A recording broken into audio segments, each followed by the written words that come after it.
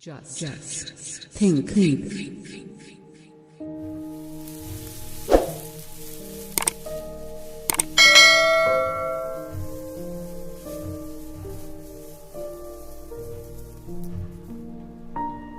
Buddha and his Dhamma. Buddha और उनका धम्म। भाग प्रथम। जन्म से प्रवज्जा। 17। विदाई के शब्द। 1। शाक्य संघ की सभा में जो कुछ हुआ उसकी सूचना सिद्धार्थ गौतम के वापस लौटने से बहुत पहले राजा के महल में पहुंच गई थी। 2।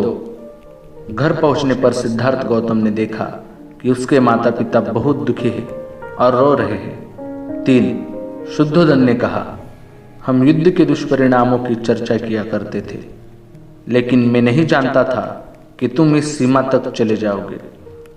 4। सिद्धार्थ का उत्तर था, मैं भी नहीं सोचता था कि ऐसी स्थिति आप पहुंचेगी। मैं समझता था कि समझाने से शाक्य शांति के समर्थक बन जाएंगे।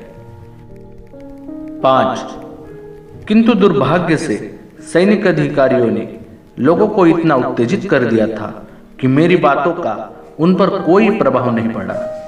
6। लेकिन मैं आशा करता हूं कि इतना तो आप समझते ही होंगे कि मैंने कैसे परिस्थिति को अधिक बिगड़ने से बचा लिया। मैं सत्य और न्याय के पथ से विचलित नहीं हुआ और सत्य और न्याय का आग्रह करने का जो भी दंड था मैंने उसे अपने ही सिर पर ले लिया। 7। लेकिन शुद्धोधन ने इससे संतुष्टि नहीं दिखाई। बोला, तुमने ये नहीं सोचा कि इससे हमारे सिर पर क्या बीतेगी, लेकिन इसी कारण तो मैंने प्रवज्जा लेना स्वीकार किया है। जरा सोचो तो सही, यदि शाक्यों ने सारे खेत जब्त करने की आज्ञा दे दी होती तो इसका क्या दुष्परिणाम हुआ होता। 8। लेकिन तुम्हारे बिना हम इन खेतों को रखकर क्या करेंगे? शुद्धोधन बोला, सारा परिवार ही शाक्य जनपद का परित्याग कर देश से बाहर क्यों न चल दे। 9। रोती हुई प्रजापति गौतमी भी सहमत थी। बोली, तुम हम सबको इस प्रकार छोड़कर अकेले कैसे जा सकते हो? 10। सिद्धार्थ ने सांत्वना दी, माँ, क्या तुमने हमेशा क्षत्राणी होने का दावा नहीं किया? क्या यह ऐसा ही नहीं है? तुम्हें वीरता का त्याग नहीं करना चाहिए। इस प्रकार दुखी होना तुम्हारे लिए अशोभनीय है। यदि मैं युद्ध भूमि में गया होता और वहां जाकर मर गया होता तो तुम क्या करती? क्या तब भी तुम इसी प्रकार दुखी हुई होती? 11।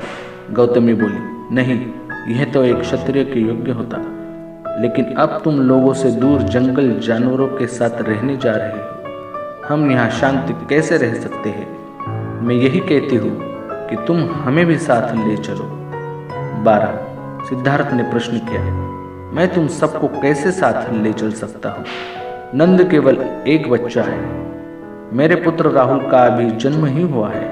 क्या तुम इन्हें छोड़कर मेरे साथ आ सकती हो? 13।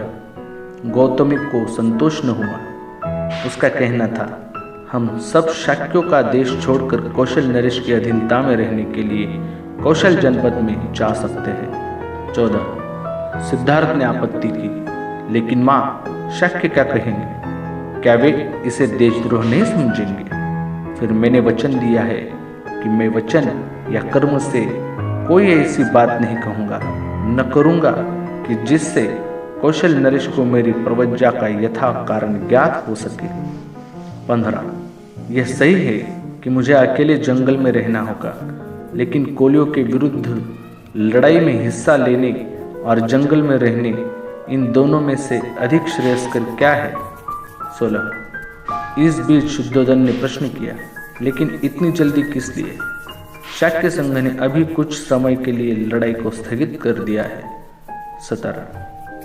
हो सकता है कि युद्ध कभी छिड़े ही नहीं, तुम अपनी प्रवज्जा भी क्यों स्थगित नहीं करते? हो सकता है कि शाक्य संघ तुम्हें यहाँ बने रहने की ही अनुमति दे दे। 18। सिद्धार्थ को यह विचार सर्वथा नापसंद था, इसलिए उसने कहा, क्योंकि मैंने प्रवज्जित हो जाने का वचन दिया है, इसलिए शाक्य संघ ने अभी कोलियों के विरुद्ध युद्ध छेड़ना स्थगित किया है। 19। यह भी संभव है कि मेरे प्रवज्जा ग्रहण कर लेने पर शाक्य संघ अपनी युद्ध घोषणा को वापस ले ले, किंतु यह सब कुछ मेरे लिए पहले प्रवज्जा ले लेने पर ही निर्भर करता है। 20 मैंने वचन दिया है और मुझे उससे अवश्य पूरा करना चाहिए। वचन भंग का बड़ा बुरा परिणाम हो सकता है, हमारे लिए भी और शांति पक्ष के लिए भी। 21 माँ, अब मेरे मार्ग में बाधक न बनो, मुझे आज्ञा दो और अपना आशीर्वाद। जो कुछ हो रहा है अच्छे के लिए ही हो रहा है। 22 गौतमी और शुद्धोधन मुख थे। 23 तब सिद्धार्थ यशोधरा के कमरे में पहुंचे। उसे देखकर सिद्धार्थ के मुंह से वचन नहीं निकला। वह नहीं जानता था कि क्या कहे और कैसे कहे। यशोधरा ने ही मौन भंग किया। बोली, कपिल वस्तु में शाक्य संघ की सभा में जो कुछ हुआ वह सब मैं सुन चुकी हूँ। 24 सिद्धार्थ ने पूछा, यशोधरा मुझे बताओ कि तुम्हें मेरा प्रवज्जित होने का निश्चय कैसा लगा है। 25 सिद्धार्थ समझता था कि शायद यशोधरा बेहोश हो जाएगी, किंतु ऐसा कुछ नहीं हुआ। 26 अपनी भावनाओं को अच्छी तरह अपने वश में रखकर उसने उत्तर दिया, यदि मैं ही तुम्हारी स्थिति में होती तो और दूसरा मैं कर ही क्या सकती थी। निश्चय से मैं कोलियों के विरुद्ध छेड़ जाने वाले युद्ध में हिस्सा नहीं ले सकती थी। 27 तुम्हारा निर्णय ठीक है, तुम्हें मेरी अनुमति और समर्थन प्राप्त है। मैं भी तुम्हारे साथ प्रवज्जित हो जाती। यदि मैं नहीं हो रही हूँ तो इसका मात्र यही कारण है कि मुझे राहुल का पालन पोषण करना है। 28 अच्छा होता यदि ऐसा न हुआ होता, लेकिन हमें वीरतापूर्वक इस स्थिति का मुकाबला करना चाहिए।